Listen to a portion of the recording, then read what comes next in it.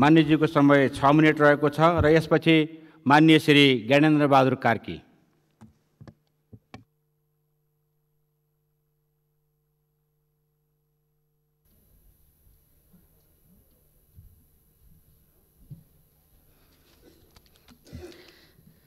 सभामुख महोदय, आज हामी एउटा ऐतिहासिक घडीमा उपस्थित भएका छौँ। हामी नेपालको राजनीतिक आन्दोलनमा लामो समयदेखि राष्ट्रिय स्वाधीनता र जनताको मुक्ति अर्थात् जनताको लोकतन्त्रको निम्ति लामो आन्दोलन गऱ्यौँ, हाम्रा पुर्खादेखि हामीसम्म आइपुग्दा। र आज हामी एउटा ऐतिहासिक अवसरमा छौँ। म सम्झिन्छु, हामीले जनताको अधिकार, जनताको लोकतन्त्रको कुरा गर्दा 2065 साल जेठ 15 गते यही हलमा हामी समेत सहभागी बनेर गणतन्त्रको घोषणा गर्दाखेरि एउटा जनताको लोकतन्त्र, जनताको गणतन्त्र प्राप्त गर्दा एउटा गौरवको अनुभूति भएको थियो। आज ठिक हामी राष्ट्रिय स्वाधीनताका धेरै विषयहरू छन्, कैयौँ विषय बाँकी छन्, हामीले हल गर्नुपर्ने छ। तर नेपालको आफ्नै सीमा, हामीले नाला पानीको युद्धमा हाम्रा पुर्खाहरू पराजित भएपछि भएको सुगौली सन्धिबाट खुम्चेको नेपालको जो एउटा सीमा थियो, लिम्पियाधुरा काली नदी पश्चिम नेपालले दावा गर्ने छैन भन्ने सुगौली सन्धिको धाराले सिङ्गो महाकाली हाम्रो हो भन्ने कुराको पुष्टि गर्ने जो एउटा ऐतिहासिक एउटा हाम्रो तथ्य प्रमाण हो। त्यसका आधारमा नेपालले उपभोग गरेको, नेपालले त्यसको अभ्यास गरिराखेको जमिन कालखण्डमा जाँदा अब त्यो चाहिँ फेरि भारतले लिएको, लिखितमा प्रमाण भेटिएको मलाई जानकारी छैन। तर 1965 को नेपाल चीन युद्धको बेला भारतले युद्धको समयलाई मागेर तात्कालिक शासकहरूले दिएको भनेर सुनिन्छ। प्रमाण सरकारले खोजी गर्ला।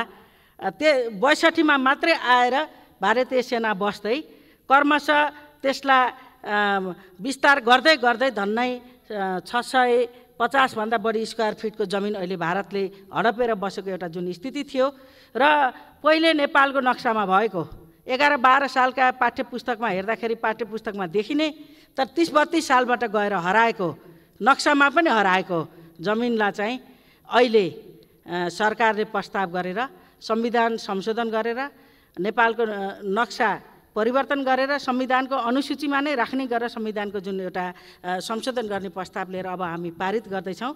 यो नेपालको राष्ट्रियताको हिसाबले चाहिँ आम नेपाली जनताका निम्ति चाहिँ एकदम गर्व र खुसीको अवसर हो। म पनि यसमा खुसी व्यक्त गर्न चाहन्छु। निश्चय नै यो कुरामा अहिले फेरि हाम्रो एउटा नयाँ, हामी नेपाली राजनीतिक उसमा मतलब समसामयिक स्थितिमा चाहिँ एउटा नयाँ हाम्रो मान्यता छ।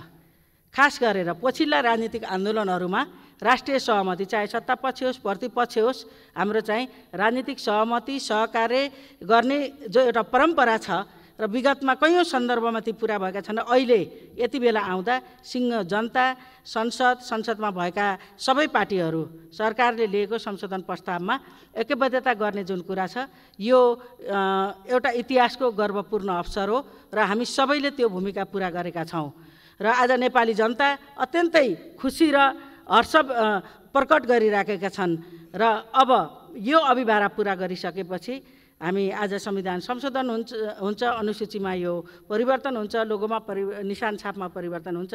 तर अब भूगोल ल्याउने कुरा, जमिन ल्याउने कुरा जो सबैले सचेततापूर्वक सकारात्मक ढङ्गले उठाइराख्नु भएको छ, त्यतापट्टि लाग्नै पर्छ। त्यो हाम्रो हो। तथ्य प्रमाण सबैले पुष्टि हुन्छ। मैले आफूले व्यक्तिगत हिसाबले नै अध्ययन अनुसन्धान गर्दा नापी विभागका कैयौँमा भएका र केही अभियन्ताहरूले खोजेका प्रमाण हेर्दाखेरि 100% हाम्रो छ। अब यसको कार्यान्वयनमा पनि आजको जुन एउटा जनमत छ, होल जनमतको केन्द्रीकृत अभिव्यक्ति यो जनताको सङ्घीय संसद हो।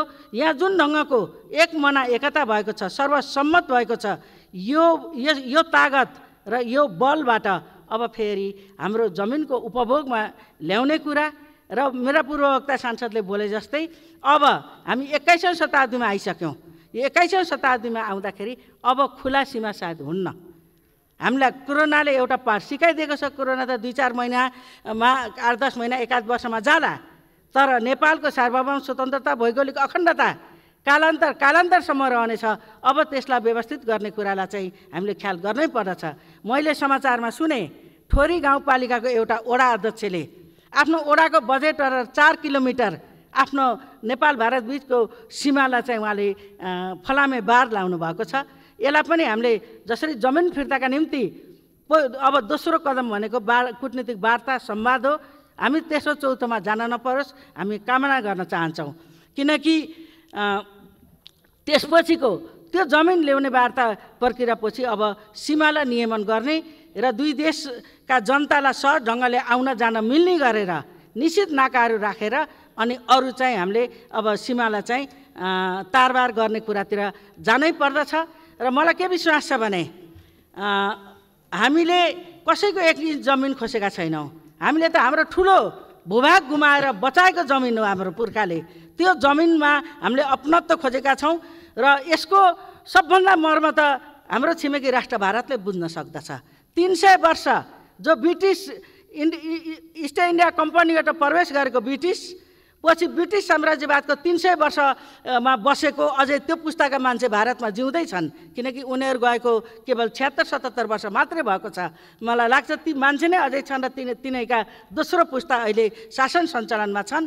र राष्ट्रिय स्वाधीनताको कुरा, भौगोलिक अखण्डताको कुरा, स्वतन्त्रता र स्वाभिमानको कुरा र दुई देशीय सम्बन्धको समानताको कुरा हामीले भन्दा बढी भारतले बुझ्नुपर्छ। अहिले भर्खर यत्रो लकडाउनको बेला छ, भारत हामीले भन्दा बढी कोरोनाको सामना गरिराखेको छ। अहिले पाकिस्तानसित उसको सीमामा विवाद भइराखेको छ, चीनसित विवाद भएको छ र वार्ता गरिराखेको छ। मैले सुनेअनुसार 10-15 दिनका बिचमा पहिलो चरणको वार्ता सकेर दोस्रो वार्ता हुँदैछ। नेपालसित किन बहाना खोज्ने? कुनै प्रकारको बहाना नखोजियोस्।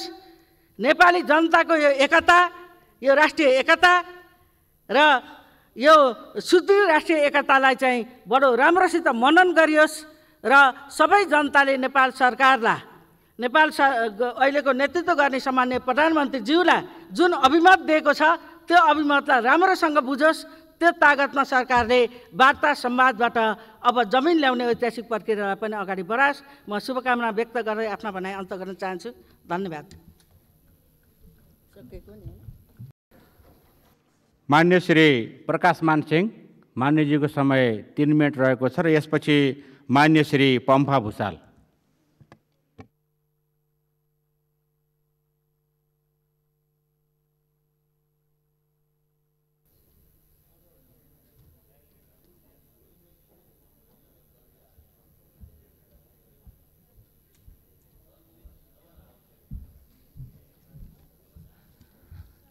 सभामुख महोदय, नेपालको संविधान यो जुन दोस्रो संशोधन विधेयक 2077 माथिको दफामा यो चाहिँ छलफलमा भाग लिइरहेको छु।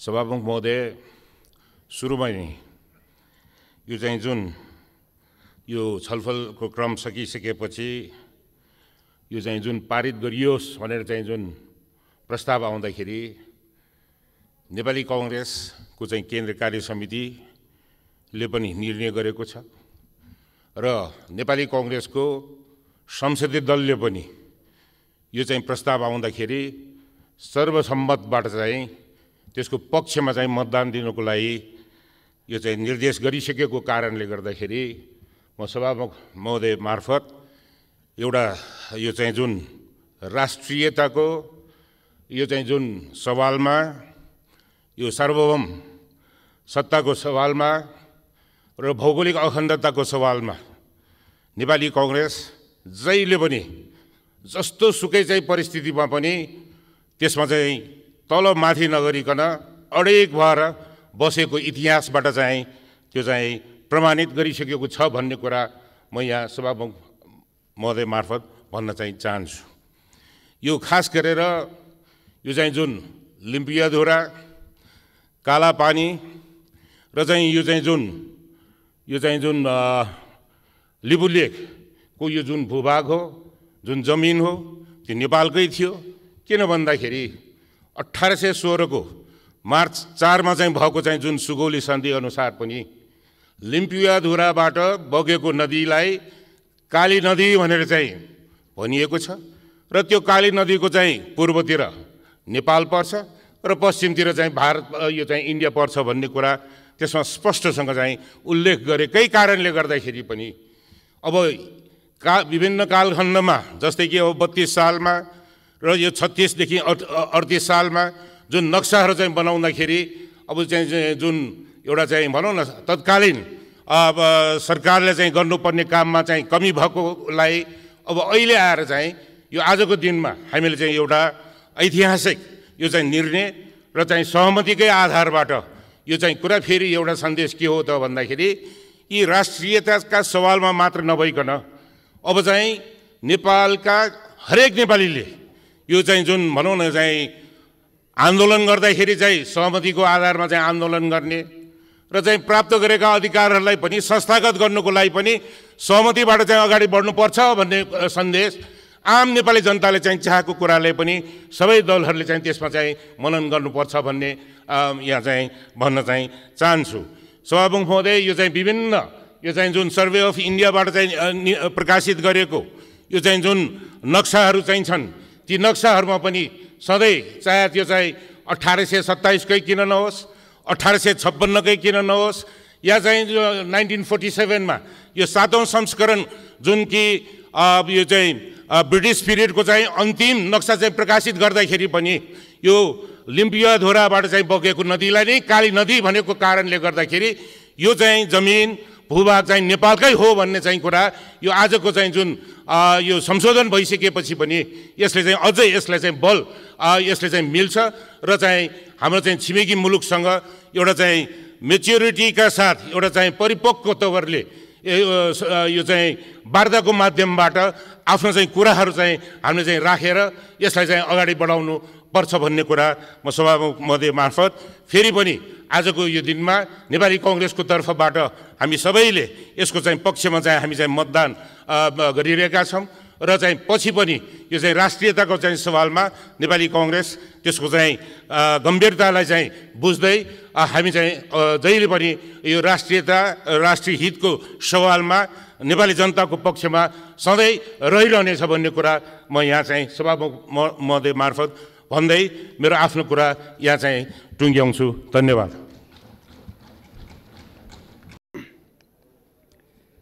सम्माननीय सभामुख महोदय, हाम्रो पार्टी नेपाली कांग्रेसले नेपालको राष्ट्रियता, राष्ट्रिय स्वतन्त्रता र सार्वभौम अखण्डताको पक्षमा सदैव दृढ अडान लिँदै आएको छ। हाम्रा संस्थापक नेता बीपी कोइरालाले राष्ट्रियताको प्रश्नलाई सर्वोपरि महत्त्व दिँदै आउनुभएको कुरा सबैमा विदितै छ।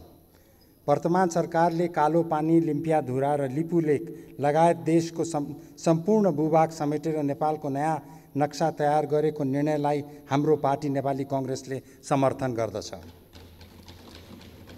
नयाँ नक्सालाई नेपालको संविधानको भाग 35 अनुसूची 3 अन्तर्गत नेपालको निशान छापमा समावेश गर्न हुन लागेको संविधान संशोधन प्रस्तावको पक्षमा नेपाली कांग्रेसले एक ढिक्का भएर मतदान गर्नेछ। राष्ट्रियताको विकासका लागि नेपाली कांग्रेस सदैव सशक्त रूपमा उभिएको छ र भविष्यमा पनि उभिनेछ। सभामुख महोदय, नेपाल र भारतका बीच रहेको खुला सिमाना नेपालका लागि भारतको र भारतका लागि नेपालको महत्त्वको परिचायक रहेको हामीले ठानेका छौँ। उत्तरतिरको छिमेकी चीनसँग पनि हाम्रो महत्त्वपूर्ण सम्बन्ध रहेको छ। भारत र चीन दुवै राष्ट्र अहिले विकासका उत्तम सोपानतिर उक्लिरहेका छन्। ज्ञान, विज्ञान र प्रविधिको क्षेत्रमा दुवै मित्र राष्ट्रको प्रगति हामी नेपालीका लागि खुसीको विषय हो। भारत र चीनको उत्तम गतिको विकासलाई नेपालले आफ्नो समृद्धिको यात्रामा उपयोगी बनाउन सक्नुपर्दछ। यसो गर्न सक्दा विश्व रङ्गमञ्चमा हाम्रो भूमिका विस्तारित हुनेछ।